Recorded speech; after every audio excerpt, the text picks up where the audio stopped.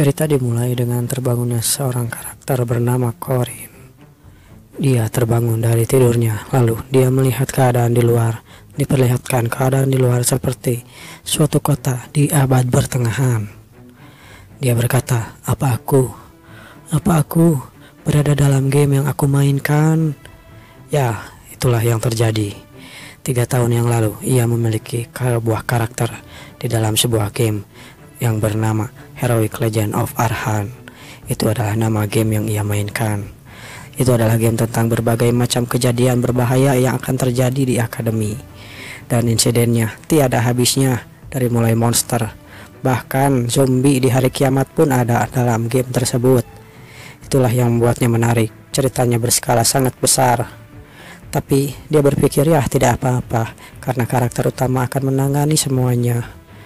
Dia adalah sebuah karakter sampingan bernama Corin Locke level 1. Itulah yang dia katakan, aku hanyalah seorang NPC pada quest pemula. Dia memutuskan untuk berjalan-jalan di luar untuk melihat keadaan. Dia tertegun dengan keadaan yang di luar yang sangat bagus sekali menurutnya.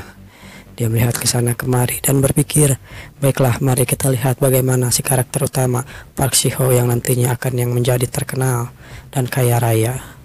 Seseorang dalam pojok, dia bergumam, kentang manis, tidak, mungkin Sprite lebih cocok untukku."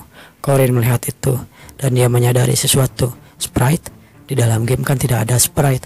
Apa orang ini sama sepertiku? Dia berpikir demikian. Dia memegang tangannya dan berkata, "Hei kau." "Ya kau. Aku juga sama sepertimu." "Apa maksudmu kau juga sama sepertiku?" Kita dijelaskan bahwa Park Si-ho juga merupakan seorang yang biasa memiliki karakter game, dan dia adalah orang yang dipanggil sama seperti Corin. Sambil membayangkan akan seperti apa karakter Park Si-ho nantinya, dia akan membantai monster bahkan naga sekalipun. Kalau untuk perbedaan di antara kami berdua adalah, ya, karakter utama atau Park Si-ho memiliki keistimewaan yang diberikan pada karakter-karakter player pada umumnya, yaitu sebuah status window. Dia melihat status window untuk pertama kalinya dan berkata, harus kuapakan benda ini?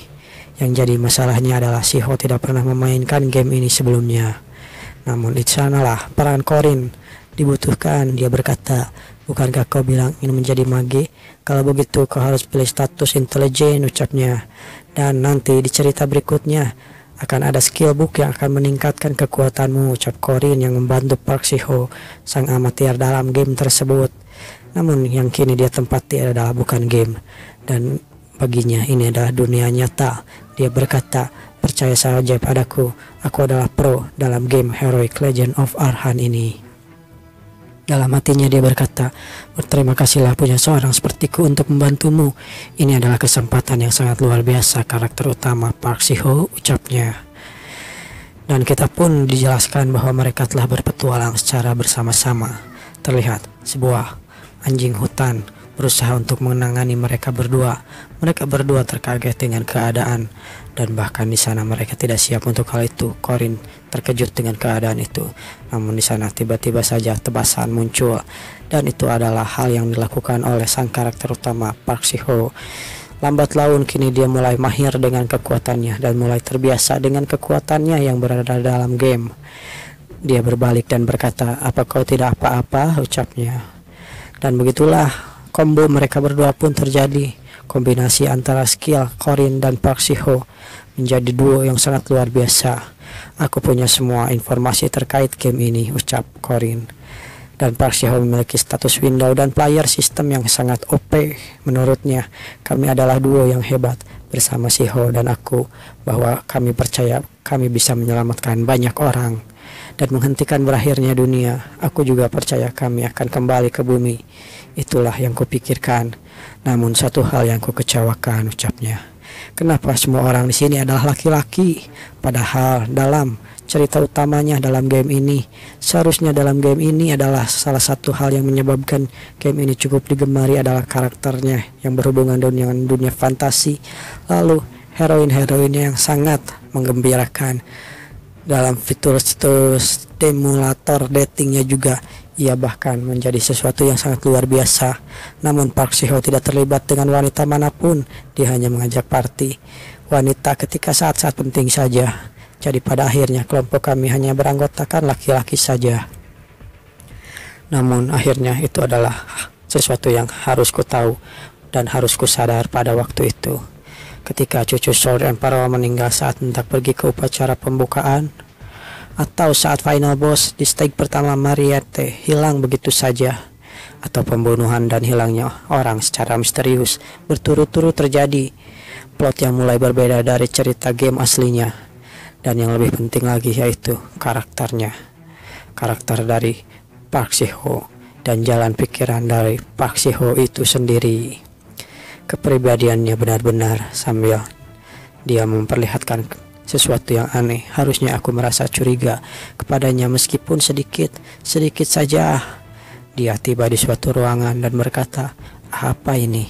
Dia melihat sesuatu dan terkejut. Corin berkata, "Mariette Dunaev adalah salah satu heroin dalam game ini. Tapi baik Shiho maupun diriku tak bisa menemuinya karena dia telah menghilang. Tapi kenapa ini adalah tongkat yang dimiliki oleh Mariette Dunaev? Kenapa tongkat ini berada di sini? Kenapa?" Sambil melihat ke belakang, Park Shiho orang gila itu, aku membuntutinya karena dia terus mengendap-endap saat keluar malam hari. Tapi tak kusangka dia menyimpan tempat rahasia di bawah tanah seperti ini. Sambil berbalik dan melihat item-item yang disimpan oleh Park Shiho dalam gudang rahasianya yang dibalut oleh kaca-kaca, lalu menjadikannya museum pribadi. Ada juga pedang Odachi yang dimiliki oleh salah satu heroin yang ada di sana. Namun heroin itu telah menghilang. Pedang ini berada di sana. Lalu juga Jagger Mace, sebuah palu yang sangat langka. Ini semua adalah item yang dimiliki oleh karakter yang menghilang seraya kita mengikuti alur game cerita ini. Dan lalu Corin benar-benar terkejut dengan apa yang dia lihat berikutnya. "Apa-apaan ini?" ucapnya sambil melihat seorang gadis tergantung di sana. Dalam sebuah tabung dia tergantung sambil diisi oleh cairan merah. "Mariette Dunaev, bukankah orang ini menghilang?" ucapnya. Namun di sana dia ketahuan oleh sang karakter utama Park Shiho yang sambil memegang kepalanya ia berkata, "Kenapa kau kemari?" ucapnya. Di sana Corin menanyakan semua itu. "Semua ini apa? Waktu itu kau bilang bahwa kau mengejar Mariette tapi kehilangan jejaknya, ya kan?" Di sana Shiho berdalih, "Itu. Ya, siapa yang peduli soal itu? Apa kau ingin menyia-nyiakan seorang darah elder kelas vampir? Apa maksudmu? Aku hanya menggunakannya secara efisien," ucap Park Shiho sambil melihat alat-alat yang digunakan. Rupanya di sana Mariette atau sang elder vampir itu digunakan sebagai bahan yang akan digunakan oleh potion untuk mereka minum. Park Shiho menjelaskan, "Toh kau juga sudah minum banyak darahnya, iya kan?" Lalu di sana Corin mengingat-ingat semua itu. Saat ketika dia meminum potion yang diberikan oleh Park Shiho, seketika itu juga dia mulai merasa mual dalam dirinya. Dia ingin muntah. Namun di sana Shiho dengan dinginnya berkata, "Apa salahnya? Aku bekerja sangat keras untuk menangkapnya. Aku harus berdiam diri di hutan selama sebulan sambil menyiapkan jebakan." Namun di sana Corin berkata, "Kenapa? Kenapa?" Shiho berkata, "Tentu saja untuk menjalani cerita game ini seefisien mungkin, bukan? Rutemu terlalu menyebalkan," ucap Shiho. "Kau terus mengalami kerugian karena ingin menyelamatkan orang-orang. Kau tidak membunuh bajingan-bajingan seperti Jagger ataupun Lark. Itulah yang kau sesalkan. Kau terus mencoba melindungi orang-orang yang tidak bisa kita manipulasi sebelum menaikkan level friendship mereka. Menggunakan mereka seperti ini merupakan cara yang paling efisien," ucapnya. "Dengarkan aku, Corin. Aku jauh lebih hebat darimu soal game ini." Dan begitulah sejak awal memang dia sudah membohongi Corin. Bajingan ini bukanlah seorang pemula. Bajingan ini semua itu adalah acting. Bahkan dari ketika dimulai, ketika dia mengatakan tentang kentang dan Sprite itu sendiri. Lalu Shiho berkata, "Kalau aku bisa membunuh 3 orang lagi, maka totalnya adalah 100.000. 100.000 yang sudah kuhabisi." Di sana Corin hanya bisa berdecik kesal dengan apa yang terjadi, seperti terkena petir di siang bolong dengan udara yang panas. Dia terkejut dengan keadaannya. "Dasar monster, Dia memegang kerah milik Park Shiho. "Bangunlah," ucapnya. "Mereka hanya NPC," ucap Shiho. "Kau juga sudah membunuh banyak orang, ya kan, Korin?" Namun di sana Korin berdalih, "Yang kubunuh adalah orang-orang jahat yang sudah tidak bisa diselamatkan lagi. Mereka. Sudahlah, efisiensi, prestasi. Jika kau sangat terobsesi dengan efisiensi, kenapa kau mengambil Odachi? Kenapa kau yang seorang mage mengambil hidden piece yang diturunkan bagi seorang naik? Kenapa kau itu melakukan ini? Kenapa kau melakukan semua omong kosong yang tidak efisien untuk membuat peternakan ini?" Namun di sana Korin berkata, "Kau hanya membutuhkan samsak untuk kecenderungan sosiopatmu, ya kan?" Namun kecak, dar, Korin pun dipukul mundur oleh Park Shiho. Di sana Korin benar-benar tidak ada apa-apanya dibandingkan sang karakter utama Park Shiho. Dia terbanting ke belakang dan membentur tembok. Park Shiho berkata, Kau setelah semua yang kulakukan semua ini untukmu, seharusnya kau tidak bicara seperti itu padaku," ucapnya. "Aku hanya memikirkan tentangmu. Seharusnya aku menjadi segalanya bagimu. Kau bahkan tidak tahu tempatmu dan terluka, ikut campur dalam urusan semua orang. Yang kau lakukan hanyalah memperhatikan pelacur. Bagaimana aku bisa membiarkan itu terjadi? Aku tidak akan menahannya lagi," ucap Park Shiho. Namun di sana Korin benar-benar bingung. Si Tai ini ngomong apa? Dia kayak pacarku yang lagi cemburu pada diriku. Apa-apaan yang dia bicarakan ini? Dia mundur ke belakang tiba-tiba. "Kita sudah bersama selama 199 chapter. Kenapa kau tiba-tiba mengubah genrenya begini saja? Sampai sekarang aku menghancurkan semua yang bisa menghalangi jalanku. Itu semua demi masa depan kita," ucap Park Shiho. Sambil dia berdiri, dia mengungkapkan bahwa karakter aslinya adalah seorang gay atau pecinta pedang. "Dasar bajingan.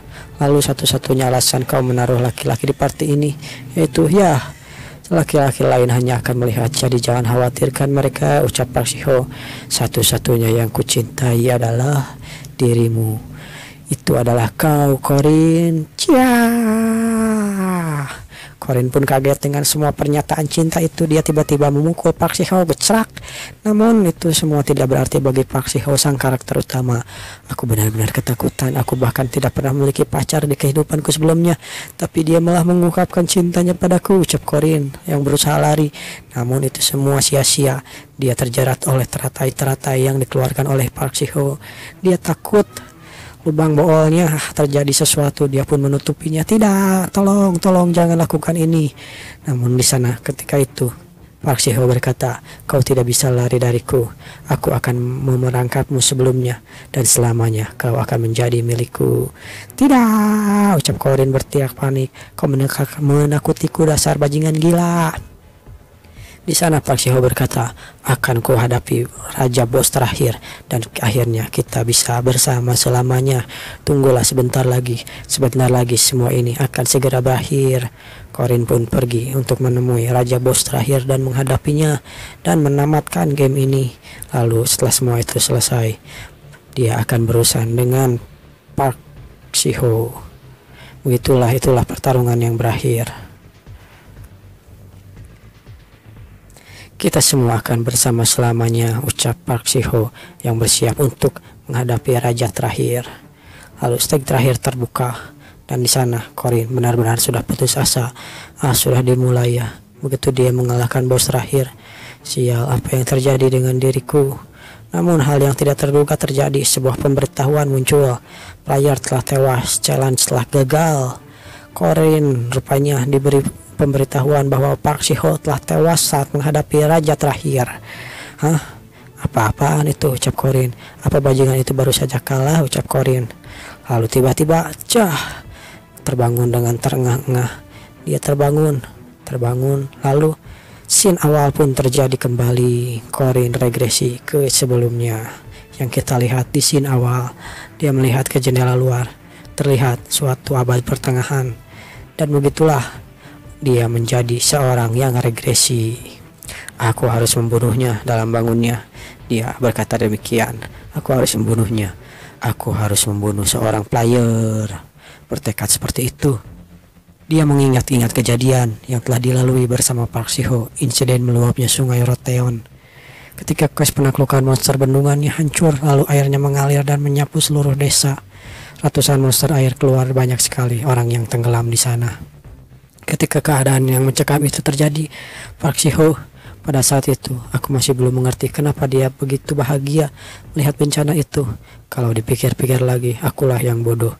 Meskipun ada banyak sekali orang yang mati pada kejadian itu, dia hanya mementingkan kepentingannya sendiri untuk memonopoli EXP yang ia dapatkan nanti.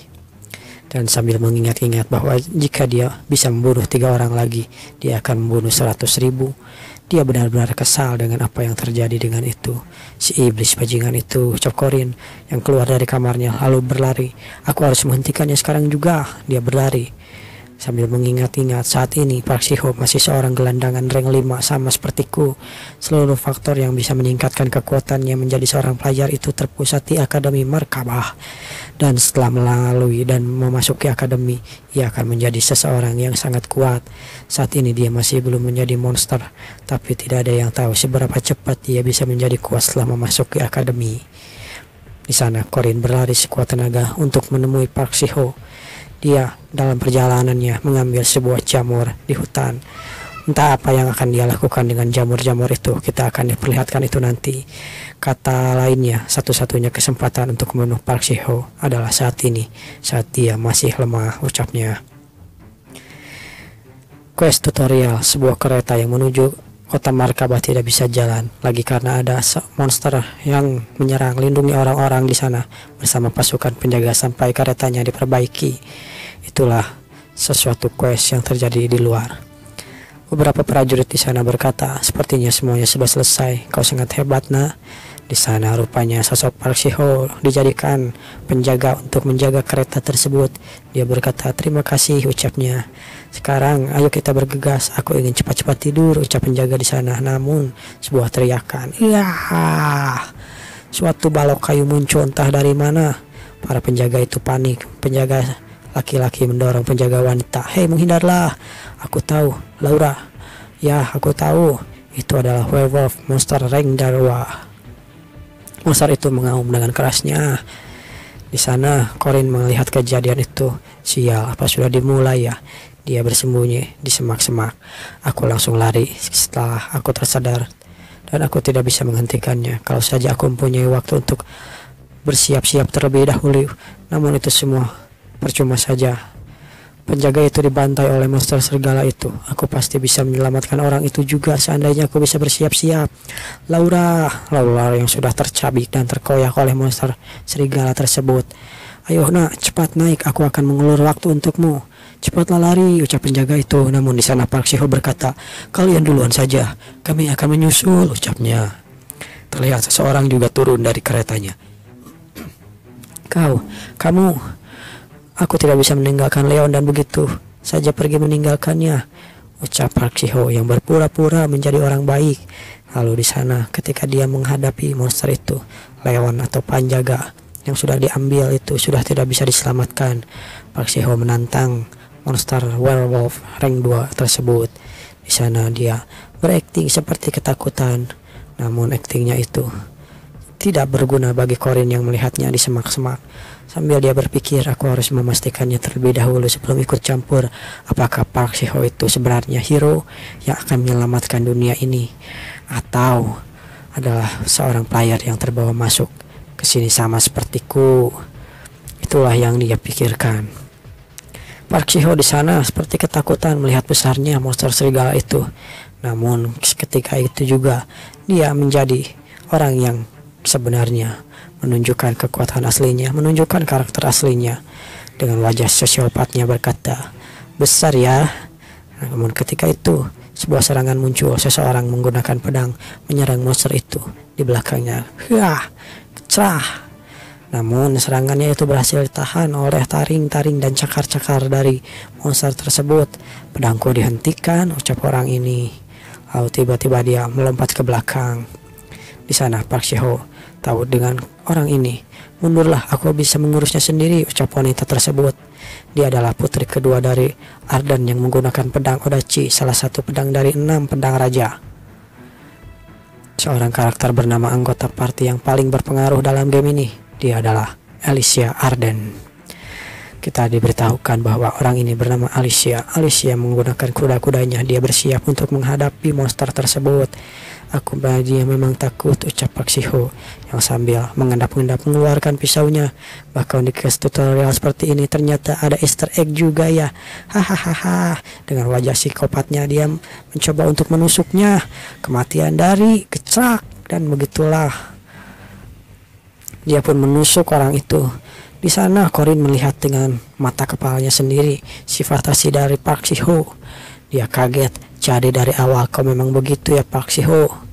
Di sana orang itu berkata, kenapa kau melakukan ini?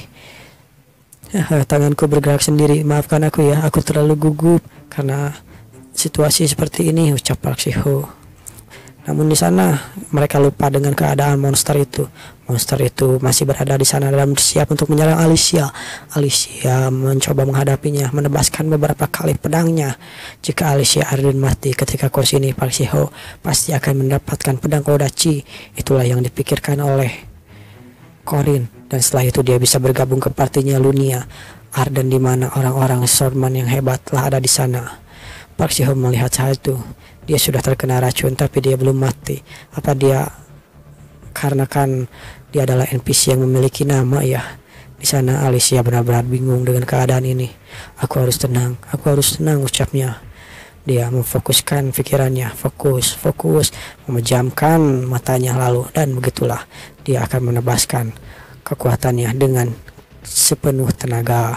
Namun itu semua tidak dibiarkan oleh karakter utama atau si villain utama ya. Di sini Park Si-ho ini menjadi villain utama. Aku tak akan membiarkan itu terjadi. Dia bersiap-siap untuk melemparkan pisau ke arah Alicia, dan benar saja Alicia pun terganggu fokusnya. Dia mencoba menahan datangnya pisau itu. Kau, jadi yang itu juga bukan kesalahannya. Namun itu semua berhasil mengalihkan perhatian dari Alicia saat dia berbalik ke arah yang sebaliknya. Kepalanya sudah bersiap-siap untuk dimakan oleh monster serigala tersebut. Detik-detik terakhirnya Alicia berhasil mencoba menahan serangannya. Dia berhasil menusuk leher dari serigala tersebut. Namun serigala tersebut juga berhasil menyerangnya, dan ledakan terjadi. Di sana Alicia tergigit di perut. Sementara itu pedang milik Alicia pun berhasil ditancapkan ke leher serigala tersebut yang membuatnya tewas seketika. Namun itu semua percuma. Alicia juga sudah terkena racun dari gigi dan bahkan pisau milik Park Si-ho. Kenapa kau, ucapnya. Dalam ketidakberdayaannya dia berkata demikian. Namun Park Si-ho tidak mempedulikannya. Dia hanya mengambil pedang Odachi. Akhirnya, ucapnya, aku berhasil mendapatkan pedang Odachi. Benar juga. Sambil dia melihat ke belakang, ada sesuatu yang harus kurus juga. Membunuh NPC juga akan memberiku EXP, iya kan? Dengan wajah menyeramkan dia melihat Alicia. Baiklah kalau begitu, ucapnya. Di sana Alicia yang sudah tidak berdaya. Dia hanya bisa memohon untuk hidupnya. Tolong jangan lakukan itu. Namun Park Si-ho tidak peduli dengan apa yang terjadi. Dia berusaha atau bersiap-siap untuk menghabisi Alicia. Dan ketika dia bersiap-siap untuk menghabisi Alicia, saat dia mengayunkan pedangnya, kecrak, sebuah atau sesuatu terlempar dan mengenai kepalanya. Sebuah serbuk hijau mengenai kepalanya dan tubuhnya. Apa ini, ucapnya sambil melihat tubuhnya yang dipenuhi oleh pasir-pasir hijau atau cairan hijau. Kau, beraninya kau, di mana kau bersembunyi? Keluar sekarang juga. Di sana dia berteriak. Namun yang keluar itu bukan seseorang melainkan monster kelinci bertanduk. Di sana kita akan menjelaskan tentang apa yang sebelumnya dilemparkan. Itu adalah jamur topanik kesukaan para monster hutan.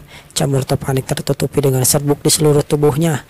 Dengan kata lain, jadi di mata monster hutan Park Si-ho sekarang adalah daging yang berjalan dengan enak. Itulah yang terjadi.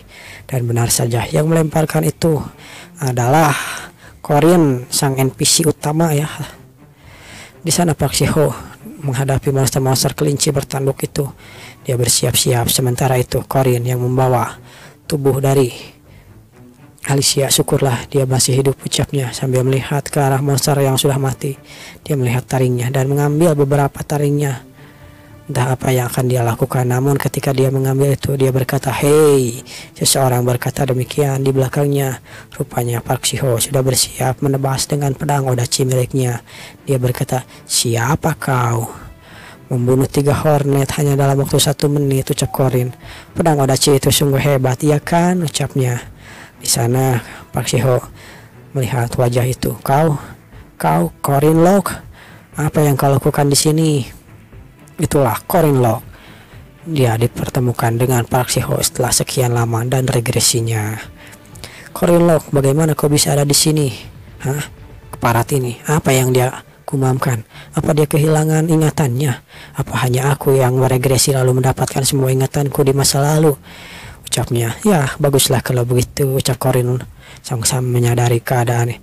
Dia berkata, "Hei, kau bisa memotong tanganmu jika memegang pedang Odachi seperti itu." Park Shiho melihat pedangnya. Apa yang kau katakan?" "Namun itu semua hanya pengalihan." Park Shiho teralihkan dan Korin berusaha menyerangnya dan gecerah. Sebuah pasir terlempar, dasar bajingan. Dia tidak bisa melihat. Lalu akhirnya Park Shiho pun menebaskan secara asal pedang Odachi itu. Dia memang ceroboh menggunakan pedangnya, tapi memang benar dia itu cepat. "Kurasa aku tak punya pilihan selain harus memaksakan diri," ucap Korin. Dia menebaskan taring yang tadi dia pegang. Dia mencoba untuk menebas leher dari Park Shiho, namun itu semua tidak kena. "Itu karena tusukan itu mengenai lehermu, kau akan mati, ya kan? Kau berpikir begitu? Berwaspadalah terus pada taring ini," ucap Korin. "Fokuskan perhatianmu pada taring ini." Benar saja, Korin berhasil mengambil perhatian dari Park Shiho dengan taring yang ia miliki, sampai kau tidak melihat apapun yang lain kecuali taring ini. Taring itu bersiap untuk menusuk diri Park Shiho, namun berhasil dihentikan oleh pedang Odachi miliknya. Bersiaplah ketika itu terjadi, ketika Park Shiho teralihkan oleh taring itu. Lalu ketika saat itu terjadi, kau tidak akan tahu bahwa aku memiliki pisau ini juga, ya kan? Dan begitulah rupanya tangan kiri dari Korin memegang pisau, sementara tangan kanan yang memegang taring dari monster tersebut. Tangan kirinya berhasil menusuk bahu dari Park Shiho. Park Shiho di sana berteriak dengan teriak, "Ah, tidak, apa-apaan ini, sakit, sakit." Sementara tangan kanannya bersiap menusuk kembali dengan taring yang dimiliki oleh monster tersebut. Dia bersiap untuk menusuk lehernya dan gecrak. Sebuah cipratan getih di sana terpancar. Namun di detik-detik terakhirnya rupanya Park Shiho berhasil menahannya dengan tangannya. Lalu dia mendekatkan wajahnya. "Dasar bangsat, semua yang kau lakukan saat ini tidak ada gunanya," ucap Korin, dan gecerah. Begitulah yang terjadi. Taring itu menembus tangannya lalu beserta leher-lehernya juga. Dan begitulah, terima kasih atas kehidupanku yang sebelumnya. Harus kuakui aku bisa bertambah kuat berkat dirimu, ucap Korin. Meski begitu, aku tidak menyesal sama sekali dengan ini. Akhirnya, dia kesusahan bernapas dan lega dengan semua yang terjadi. Sambil diperlihatkan bahwa Park Shiho, sang karakter utama, telah kehilangan nyawanya. Sudah membunuh bibit seorang monster. "Aku sudah membunuh sebibit seorang monster," ucapnya. Lalu sistem Windows pun menjadi error. Korin Lok dan Park Shiho kini sudah mati. Player utama telah mati. Mengkalkulasikan peluang menyelesaikan skenario utama, merekomendasikan cadangan dunia penilaian terbaik pertama. Variabelnya adalah Korin Lok. Memeriksa terjadinya sesuatu. Korin Lok memeriksa potensi. Semuanya diperiksa oleh sistem itu. Memberikan EXP player pada belumnya pada hero Korin Lok. Memindahkan cadangan minimal untuk berjaga-jaga jika ada kerusakan skenario dan status yang minimal. Korin Lok kini berstatus sub player dengan jurusan AAA kelas naik penerus material master. Sublayer, apa itu aku menggantikannya atau bagaimana, ucap Korin yang melihat pemberitahuan itu. Apakah aku akhirnya mendapatkan status window? Namun di tengah lamunannya itu batuk terjadi. Dan itu adalah suara dari Alicia yang masih hidup rupanya. Dia berusaha dengan sekuat tenaga untuk menahan hidupnya. Alicia Arden, jadi dia masih hidup. Apa kau baik-baik saja? Mendekatinya. Alicia berkata, "Tidak, aku tidak baik-baik saja. Aku tidak bisa melihat." "Bertahanlah. Bagaimana kau bisa tahu?" "Melihat dari lidahnya yang bengkok, tampaknya ini adalah racun Peacock Tree Frog." Itulah yang terjadi. Saat di tutorial, racun ini sulit untuk dibuat tanpa menggunakan kombinasi window. Anda siapkan kombinasi windownya sedikit lebih tinggi saja. Dia pasti akan mati saat ini, ucap Corin. Dia bersiap-siap untuk membuka sabuknya, untuk menekan pendarahannya. Tapi karena taring ini tertancap di tubuhnya, dia berada dalam bahaya. Aku harus menghentikan pendarahannya dan mendetoksifikasikan dia terlebih dahulu. Dia memegang bahunya dan memberikan sabuk itu, mengikatkan ke bahunya. Alicia kesakitan. Dia berteriak, tenang, ucap Corin, tenanglah. Aku ini ahli dalam menghentikan pendarahan. Selain itu, kalau dia menggigit lidahnya itu akan menjadi masalah. Corin mencari sesuatu dan mengambil tangan dari mayat. Park Si-ho, gigit tangan sialan ini. Dan bertahanlah, Corin membuka bajunya. Dan akhirnya Corin mencabut taring dari perutnya. Aku tak tahu kenapa aku kembali ke 3 tahun yang lalu, tapi aku kembali dan membunuh seorang player dalam lamunannya. Dia membalutkan bajunya untuk menghentikan pendarahan yang ada di perut Alicia itu sendiri. Orang yang mati di kehidupanku yang sebelumnya masih hidup sekarang. Baiklah, sudah kuputuskan. Dan teriakan kesakitan dari Alicia pun terdengar di seluruh penjuru hutan. Itulah yang terjadi. Singkat cerita, malam pun poek. Di sana mereka berkemah, sementara Corin menyiapkan sesuatu. Alicia terbaring dengan lemas di pinggirnya. Aku sedang membuat obat penawarnya. Bertahanlah, ucapnya. Di sana Alicia bertahan dengan sekuat tenaga. Dia berkata, Tuan penyelamat, tolong beritahukan siapa namamu. Corin yang sudah selesai membuat penawarnya, dia berkata, kau tidak perlu tahu namaku. Apa? Aku akan membangunkanmu ketika semua penawarnya sudah menjadi sesuatu yang utuh. Mulai sekarang lebih baik aku rahasiakan perbuatanku, ucap Corin. Sambil dia mengusapkan penawarnya, dia membuat sesuatu di tanah menggunakan ranting pohon. Sekarang mari kita luruskan situasinya. Cerita Heroic Legend of Arhan sesuai dengan namanya, ini adalah cerita tentang sang hero ketika mengatasi insiden kecelakaan yang terjadi di akademi itu sendiri. Sang player akan menjadi hero yang akan menyelamatkan dunia. Sang hero harus menaklukkan begitu banyak villain dengan final boss terakhir yang sangat kuat. Satu-satunya alasan kenapa Park Si-ho seperti setan yang mau saja mengikuti ceritanya adalah karena jika final bossnya tidak dikalahkan, maka dunia ini tak akan berakhir dengan bagus. Namun player tersebut atau hero tersebut baru saja mati di tanganku, ucapnya. Lalu siapa yang akan mengisi peran itu? Aku harus melakukannya, ucap Corin membulatkan tekad. Aku harus melakukannya. Aku harus menjadi hero itu tersendiri. Tapi sambil melihat sesuatu, para bajingan ini, kalau kalian ingin aku melakukannya, setidaknya beri aku sesuatu yang benar dong. Melihat sistem windownya memiliki error tersendiri. Rupanya sampai saat ini Corin tidak bisa atau membuka sistem window yang dimiliki oleh player utama. Cih, ucapnya subplayer, tapi aku malah tidak bisa menggunakan alat bantu player. Apa-apaan ini, padahal aku ingin melihat sekali status window.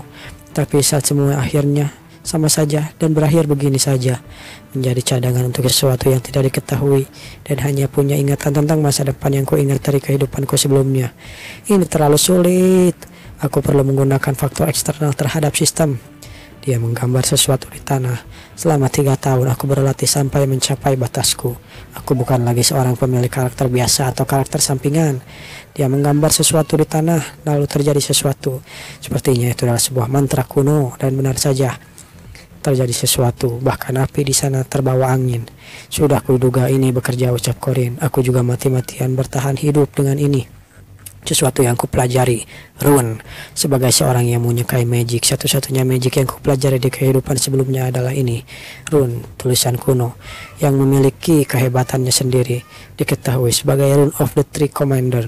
Ini adalah beberapa hukum terkuat di dunia ini, yang mana merupakan sumber kekuatan sumber manusia yang menyebabkan kehancuran. Aku akan menuliskan ketiga itu ke tubuhku sendiri. Menggunakan darahnya sendiri, dia menggigit jarinya untuk menjadikannya tinta darah. Corin menuliskan rune atau tulisan kuno di dalam tubuhnya sendiri. Di antara 3 itu, yang pertama adalah komen. Ini adalah dapat memberikan perapanya kekuatan bertambah. Lalu dan sumpah itu dibuat diri sendiri. Kita bisa terus melaksanakan duty sambil seperti tidak memakan ayam. Tapi karena itu sangat mudah dilakukan, ketika kita mendapatkan sedikit start dari itu, aku harus membuat janji yang harus kuikuti sampai akhir, ucapnya. Baiklah, aku akan berjanji. Aku tidak boleh menutup mata terhadap kemalangan orang yang dialami orang baik di sekitarku. Itulah janji pertama. Lalu Rum pun itu menyerap ke dalam tubuhnya. Duty, aku tidak boleh menutup mata terhadap kemalangan orang lain. Status Anda akan naik setiap Anda membantu dan menyelesaikan quest atau berbuat baik. Kita diperlihatkan seperti jantungnya terantai oleh sesuatu. Namun pemberitahuan muncul, gagal melakukan itu akan diberikan penalti. Lalu yang kedua, restraint. Restraint adalah sesuatu yang di dunia ini semuanya memiliki rasa spiritualnya, dan makhluk astral seperti hantu spirit yang tidak memiliki tubuh wujud asli ada di sini. Karena makhluk astral hanya akan melibatkan diri jika sama-sama saling merasakan. Contohnya, jika dia bisa melihat hantu, maka hantu itu akan bisa mengganggunya. Lalu jika dia bisa melihat spirit, spirit itu juga akan mengganggunya, yang bahkan lebih buruk lagi, spirit itu bisa menyerangnya. Namun jika dia tidak bisa melihat spirit, bahkan jika spirit itu menyerangnya, spirit itu dan serangannya tidak akan berdampak apapun pada orang itu. Jika Anda melanggar peringatan ini, Anda akan diberikan 600% damage dari sebuah subjek lawan. Lalu mengaktifkan restraint, rasio penyerangannya adalah 0%. Rasio penyerangan terhadap makhluk berfisik adalah menambah 50%. Penalti dari makhluk astral yang tidak bisa menggangguku karena komitmen ini telah menjadi tameng perlindungan yang melindungiku dari semua makhluk astral di dunia ini. Lalu yang terakhir adalah oath. Untuk komitmen ini hanya bisa menggunakan bootnya sebagai cadangan, beresiko sangat besar. Itu sebabnya baik Park Shiho maupun aku tidak menggunakannya di kehidupanku yang sebelumnya. Tapi bahkan Park Shiho pun yang sudah menggunakan semua yang ada di sistem gagal pada akhirnya. Karena itu aku tidak perlu khawatir sama sekali. Oath yang bobotnya paling berat. Baiklah, aku sudah menuliskan semuanya di dalam tubuhku. Aku sudah menyerap rune dalam tubuhku. Aku akan menyelamatkan dunia ini. Ambisi besar yang harus ditampung petarung yang harus ku kejar. Sebuah oath yang isinya benar-benar sebuah ambisi yang besar, sebuah komitmen yang sudah selesai. Dan begitulah jantungnya seperti terikat dengan sesuatu, sebuah janji yang sangat besar. Kini Park Shiho yang sudah mati digantikan oleh Corin yang kini menjadi karakter utama atau subplayer, akan berujung pada kematian yang tidak dapat dihindari jika melanggarnya. Dan begitulah kita dipindahkan ke scene bahwa Alicia sudah sadar. Dia sadar di suatu ruangan. Hah? Ucapnya sambil merasa kesakitan. Aduh. Dia berkata, di mana aku? Seorang perawat berkata, kau sekarang berada di rumah sakit kota Markabah. Di mana orang yang membawaku ke sini? Maaf, tapi walimu baru saja pergi.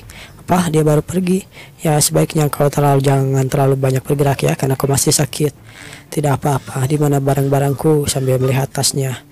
Apa ini punya penyelamatku?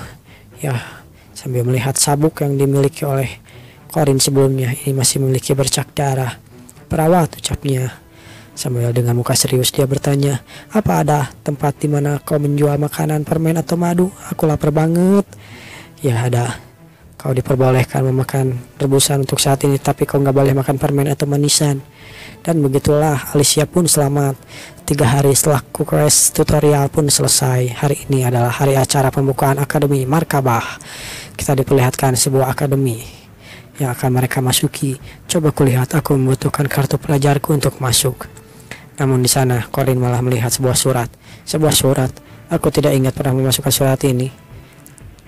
Lalu membaca suratnya. Untuk anakku tersayang, kebanggaanku. Kau tidak tahu betapa bangganya aku padamu. Rupanya itu adalah dari keluarga Corin atau pemilik tubuh asli Corin yang saat ini ada di sini. Menjadi seorang pria yang hebat untuk melindungi banyak orang seperti orang-orang yang berada di sisimu selama ini. Kapan dia memasukkan ini diam-diam? Corin merasa sedih dengan apa yang terjadi. Corin Locke adalah seorang anak normal yang tidak berbakat, tapi bahkan dia mempunyai sebuah keluarga. Ketika aku berada dalam tubuh ini, pertama kali aku bersikap canggung dan terasa asing depan keluarganya. Tapi mereka memperlakukanku seperti sebuah keluarga. Dan akhirnya bagaimanapun itu, aku mulai mencintai keluargaku yang ada di dunia ini. Keluargaku di dunia ini ya. Dia menutup suratnya dengan senang.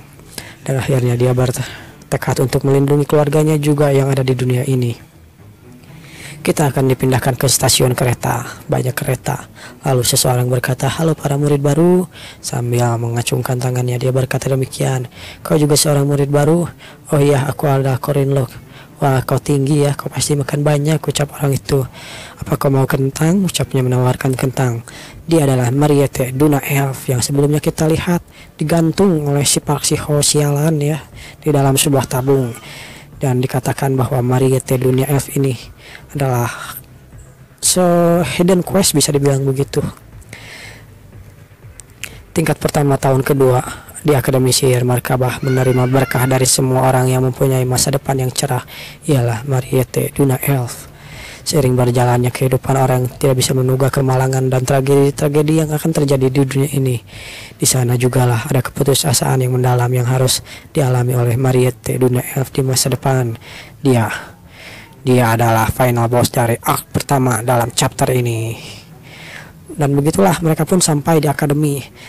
Mariette yang sudah sampai melambaikan tangannya. Semoga beruntung, sampai jumpa lagi semuanya. Dadah.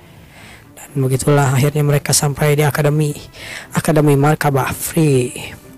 Kita diperlihatkan suasana akademi yang sangat ramai. Di sana Corin melihat sesuatu yang sepertinya magic, terjadi sesuatu dalam ruangan yang ramai itu. Ada apa ini? Ucap orang-orang. Bisakah seorang melihat apa yang di depan mereka? Namun di sana Corin yang sudah mengalami ini sebelumnya, dia hanya santai saja. Suara patuah Hammond-nya, polanya masih sama, selalu sama. Dasarnya ini adalah camp pelatihan. Orang-orang di dunia ini memiliki sejarah melawan Evil Tribe. Senjata efektif untuk melawan Evil Tribe adalah superhuman yang bisa menggunakan aura dan mana.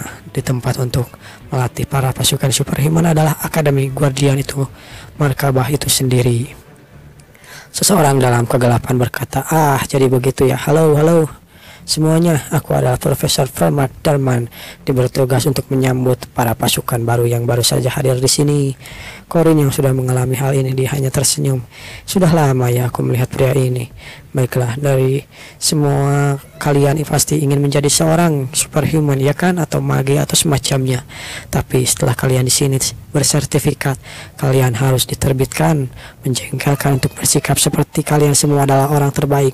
Jika mungkin kalian bisa memiliki kekuatan, namun yang tidak memiliki kemauan dan kekuatan yang biasa saja, kalian harus tersingkir dan menyahlah dari akademi ini. Tiba-tiba saja panel sistem muncul di hadapan setiap siswa yang ada di sana. Begitu juga Corin yang melihat panel sistem itu sendiri. Dan begitulah panel sistem milik Corin. Aura ranknya memiliki ranking yang rendah. Bahkan mana ranknya sangat rendah, ability-nya juga bahkan 0, sangat-sangat rendah. Rank keseluruhannya adalah peringkat 6. Peringkat 6 yang sangat rendah ya. Corin hanya pesimis melihat itu semua. Sementara itu, sang pengawas berkata, kalian sekarang adalah rank keseluruhan yang kalian punya. Itu semua bisa kalian lihat.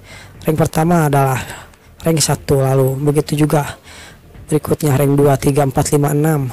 Dan terakhir itu adalah rank 6. Ada total 400 orang. Jadi apakah aku adalah 1% di bawah yang lainnya? Ucap Corin.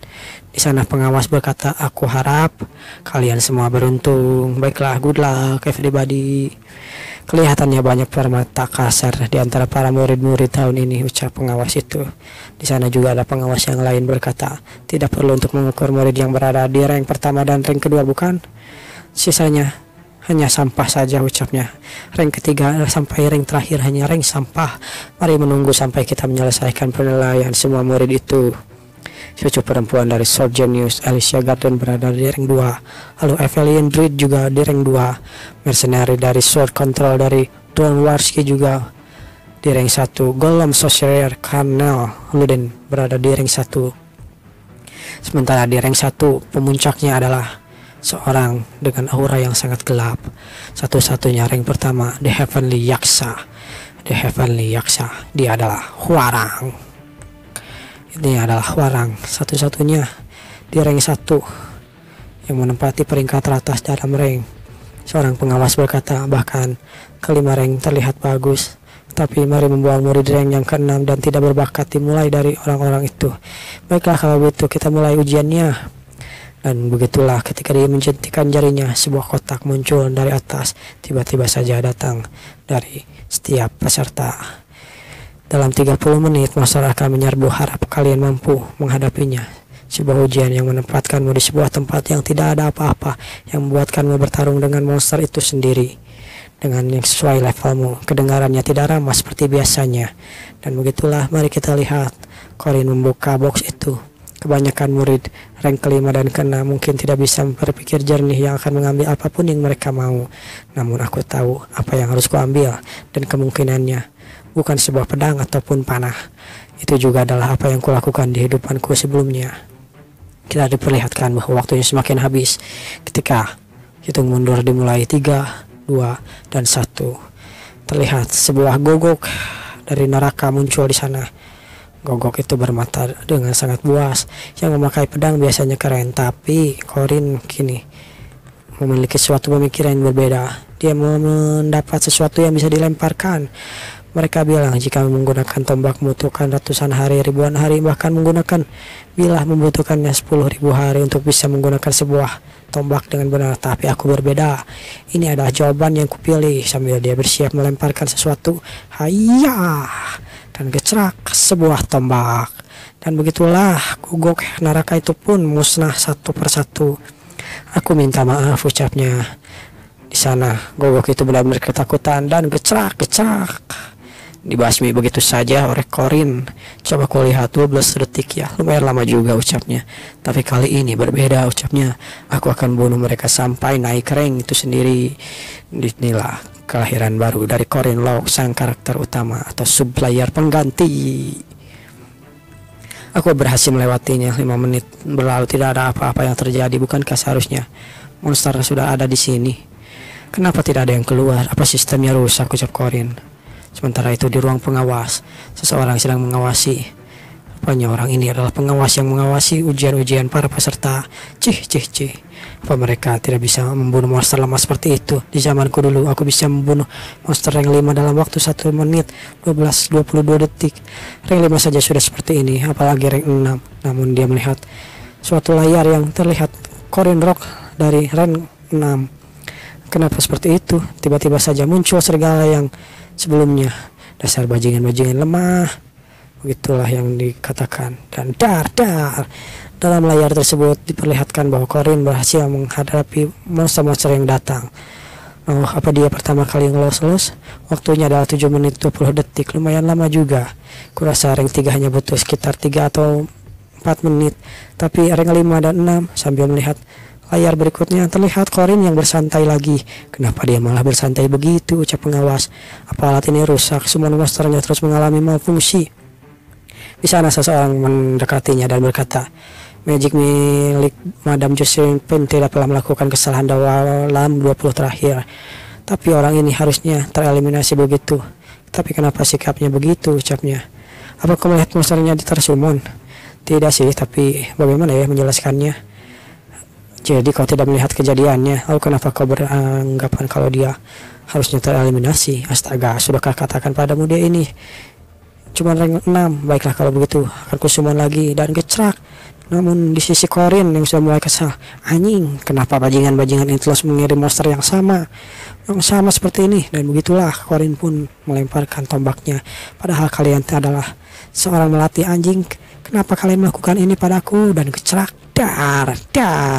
7,3 detik berhasil dilalui oleh Corin. Para pengawas itu bingung. Wah, apa-apa nih 7,3 detik. Coba lihat Profesor Farmak. Apa ini benar-benar terjadi? Berapa waktu tercepat bagi orang rank 3 dan 4 dengan yang kau awasi itu? Ya, ada beberapa orang dengan 3 menit 30 detik. Itu lumayan hebat, tapi itu tidak ada apa-apanya dibandingkan orang ini, ucap pengawas ini. Lalu stake berikutnya pun terjadi. Monster gogok di sini sudah berubah menjadi monster bagong dengan taring yang sangat besar. Mari kita lihat Profesor saat ini melawan dalam monster rank 4 dan gecerak begitu saja. Monster bagong itu pun menjadi batu loncatan bagi Corin. Ini tidak akan mudah. Lalu Olbir, monster rank 3, monster Olbir yang berotot, burung hantu berotot muncul di sana. Dan begitulah Corin pun menghindar lalu menebas gecerak, gecerak lagi, dar. Dia terbakar oleh jurus-jurus yang dimiliki oleh Corin.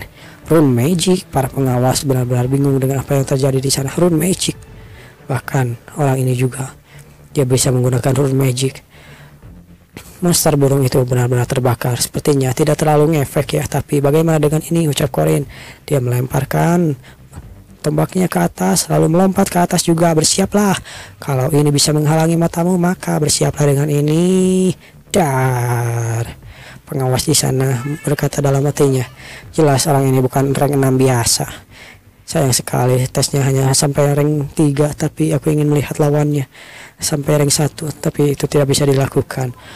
Ada orang yang telah menarik perhatianku setelah sekian lama. Aku juga ingin melihat dia melawan Spirit. Dan akhirnya rank 5 atau Corin Lok melawan Spirit. Namun kita tahu ya bahwa Corin Lok tidak bisa merasakan spirit atau hantu atau semacamnya. Inilah suatu kelemahan yang dimiliki oleh Corin Lok. Dia merasakan sesuatu tersumun, ucapnya. Tapi aku tidak bisa melihat maupun mendengarnya karena penalti yang resisten itu miliki. Aku tidak bisa mendeteksi spirit. Aku tidak bisa merasakan atau mengganggu jiwa hantu dan spirit. Kalau begitu, aku juga tidak bisa merasakan evil spirit, ucapnya. Mari kita lihat apa situasinya. Sama seperti dugaanku. 1, 2, 3. Dia menghitung sampai semenit. Dan benar saja, itulah yang terjadi. Sampai 60 semenit pun berlalu. Kurasa spirit itu pasti menyerangku, tapi aku tidak bisa merasakan apapun. Selesai sudah. Ini pasti sudah efektif.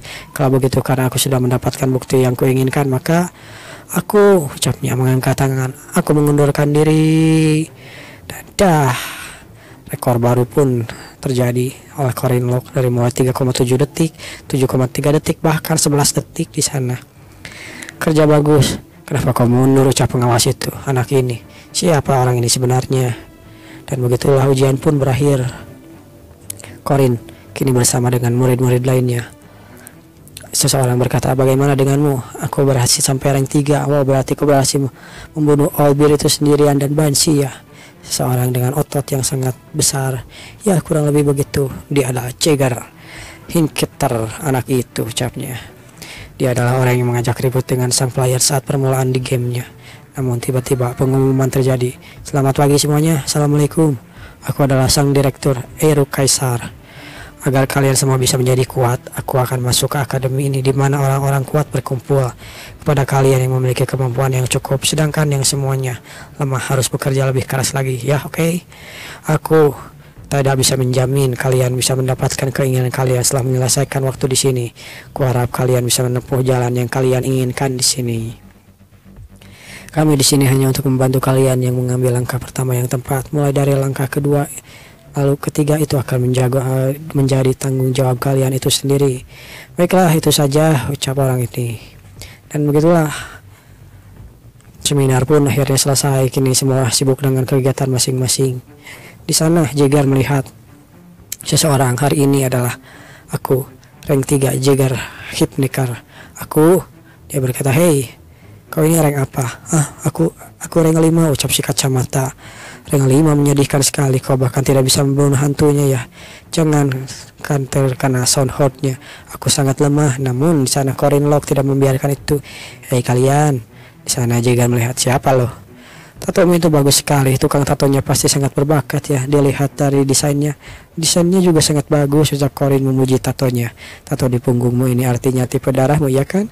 Supaya kau bisa segera mendapat transfusi darah ketika kau terluka kalau kau siap sama sekali. Di sana Jaeger merasa senang dengan seseorang yang memuji tatonya. Ya, kau benar. Jujur saja, ibuku yang mentatonya ke dalam badanku. Ini adalah tato yang diberikan oleh ibuku. Dia sebenarnya ahli dalam line work, tapi aku mintanya untuk melakukannya dengan menggunakan metode old school. Ya, luar biasa, ucap Corin. Apa kau juga punya tato di bagian tubuh yang lain? Aku sudah tahu ini semua. Ucapnya, di kehidupanku sebelumnya, saat Jaeger menghilang, emaknya mengunjungi akademi ini. Dia sedih ketika anaknya hilang. Dia mengatakan kalau tatonya bukan hanya sekedar untuk dipamerkan, tapi merupakan tato yang diberikan ibunya karena telah mengkhawatirkan putranya yang masuk ke Guardian Academy itu sendiri. Dan begitulah Jaeger berkata, aku juga punya tato di sebelah sini, lihat, kereta terbang yang melambangkan markabah akademi. Wow, keren, ucap Corin. Namaku Corin, bagaimana denganmu? Namaku adalah Jaeger. Dan mereka pun berkenalan. Dan kau? Oh, aku lar, ucap si kacamata yang berusaha pergi di sana. Obrolan mereka itu diawasi oleh seseorang. Ya, itu adalah Alicia yang mengawasi mereka bertiga. Berhasil menyelamatkan rekan seperjuangannya dari perundungan seperti itu. Dia sepertinya merupakan orang yang baik sambil melihat Corin yang tersenyum di sana. Dan itulah caraku meninggalkan kesan yang baik pada Lark itu sendiri. Kemampuan Lark kalau tidak salah adalah memories, ya kan? Namun di sana Corin memikirkan semua itu. Dia berkata, ketemu skillbook gratisku, baguslah. Kebanyakan fasilitas akademi markabat tersedia tanpa mengungut biaya. Kantin siswa lebih makan daripada di luaran, bahkan di sini juga gratis. Di antara semua fasilitas yang paling direkomendasikan adalah ini, ruang latihan. Alasannya simpel, dengan menggunakan ruang latihan, bahkan ruang latihan yang mustahil bisa dilakukan dengan latihan berturut-turut. Contohnya bertarung dengan tubuh spirit dengan tak kasat mata di depanku. Orang-orang di sana berkata, hei lihat, anak kelas 1 itu menggunakan ruang latihan untuk mengalahkan tubuh spirit dan berlatih. Biasanya murid berlatih dengan tubuh spirit di semester 2, ya kan? Aku tidak yakin. Kurasa aku mendengar sebuah rumor. Kudengar ada banyak sekali murid kelas 2 yang bahkan tidak bisa menangkap tubuh spirit tipe angin. Tapi dan kecak, dah, Corin terkena serangannya. Ini terlalu sulit untukku. Lalu seseorang berkata, jadi kau ya? Oh, halo instruktur. Di sana ada instruktur atau pengawas yang sebelumnya mengawasi ujian. Kenapa kau latihan melawan tubuh spirit? Untuk melatih kemampuan. Aku bisa melakukannya. Aku yakin jika aku berlatih aku bisa melakukannya, ucap Corin. Kenapa bapak tua ini tiba-tiba menghampiriku? Apa ada sesuatu yang terjadi saat ujian masuk, ucap Corin panik. Lalu patwa ini atau pengawas ini dia berkata, begitu ya, itu semangat yang bagus. Dengan tersenyum riang dia berkata, baguslah, lanjutkan usaha kerasmu. Ini aku memberikanmu 10 tiket makan gratis sebagai usaha kerasmu. Temui aku jika kau berhasil, aku akan mengujimu, ucap pengawas. Benarkah? Hatur nuhun, ucap Corin. Kukira akan jadi apa, bikin ku gugup saja, seorang pria yang bisa menunjukkan rasa pedulinya dengan makanan. Ya, itu lumayan juga. Ayo kita mulai lagi sekarang. Di sana dia diawasi oleh Mariette, Duna Elf. Corin berlatih dengan sekuat tenaga mengayunkan tombak ke sana kemari, namun berakhir dengan kekalahannya begitu. Dia dalam lamunannya dilempar oleh handuk seseorang. Junior, apa ini sulit, ucapnya. Dan kita diperlihatkan, ya ini melelahkan. Bisakah kau istirahat sekarang? Kau tadi sudah berusaha dengan keras. Kau akan bisa suatu saat nanti jika kau terus melatihnya, ucap Mariette sambil memberikan air ke dalam gelas. Mariette ya, saat dia mengambil gelasnya, meski aku memang punya 3 tahun. Waktu itu ada Praxiho. Kami memiliki status player window, juga potion yang skillbook, combination window itu sendiri. Namun sekarang tidak ada Praxiho di sini lagi. Aku harus berusaha keras sendiri. Aku membunuhnya jika sekarang. Aku harus berusaha sendiri. Aku harus melakukannya semua sendiri. Lalu Corin berkata, terima kasih senior. Pertama, aku harus mencari tahu batasku itu sendiri. Aku mungkin agak berlebihan. Dan Corin pun melanjutkan latihannya untuk mencapai batasnya. Dia mencoba jurus-jurus tusukan, tebasan, lalu ayunan, lompatan, bahkan semuanya sampai batasnya. Aku tidak punya tubuh yang kuat maupun kekuatan magic secara yang luas. Informasi mengenai player Praxiho di masa depan itu semuanya tidak akan berguna di hadapan monster dan para jenius. Tetapi untuk bisa menghadapi monster dan para jenius ini sendiri, aku harus berusaha lebih keras dari yang lain. Dan itulah kenapa aku hanya memiliki ini. Kelebihan yang kupunya 3 tahun yang kulalui takkan mengkhianatiku. Aku yakin itu, ucap Corin dengan wajah seriusnya mengeluarkan jurusnya. Mariette di sana melihat latihan dari Corin. Dia berusaha melempar tombaknya. Apa dia benar-benar akan menyerah? Namun ketika dia berpikir demikian, tidak, dia tidak menyerah. Dia sebenarnya menembakkan tombaknya dan gecerak, dan lalu menangkapnya sendiri kembali. Dan begitulah lubang terjadi di sana. Mariette benar-benar terkagum dengan kekuatan yang dimiliki Corin. Luar biasa, atau kata klise yang sama seperti itu kurasa cocok untuknya. Itu sangat luar biasa. Kata-kata yang bisa diungkapkan sebagai apresiasi berada di ujung lidahnya Mariette. Wah, dia keren sekali, ucap Mariette. Namun di sana Corin yang sudah kehabisan tenaganya, dia terjatuh begitu saja dan menghantam lantai. Junior, apa kau baik-baik saja? Di sana Corin sudah tidak berdaya, bahkan tidak bisa menggunakan tubuhnya. Jadi begini ya, aku sudah mencapai batasku. Aku memang terlalu berlebihan. Lalu keesokan harinya kita dipindahkan ke sebuah scene di mana Corin bertemu dengan seseorang. Halo para junior, hari ini aku akan memperkenalkan fasilitas sekolah. Jadi bersiap-siaplah untuk diperlihatkan sesuatu yang sangat luar biasa, ucap Mariette Duna Elf yang akan memperkenalkan keadaan sekolah di sana.